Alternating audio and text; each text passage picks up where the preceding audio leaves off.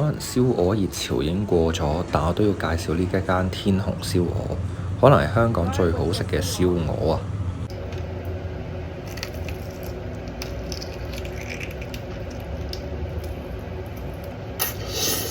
大家見到啦，嗰個燒鵝皮脆到發癲，啲油係咁滴出嚟。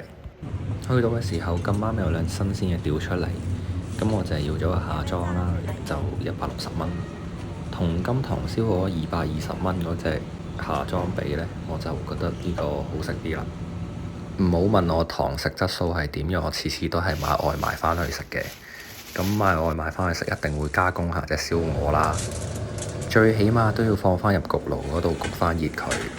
秘訣就係預先加熱個焗爐180度，加熱咗啦，然之後就擺去入邊8分鐘，咁就啱啱好啦。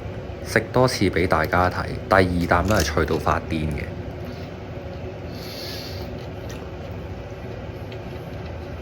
呢個天虹燒鵝完美地表現出乜嘢係皮脆肉嫩多汁。多謝大家收睇。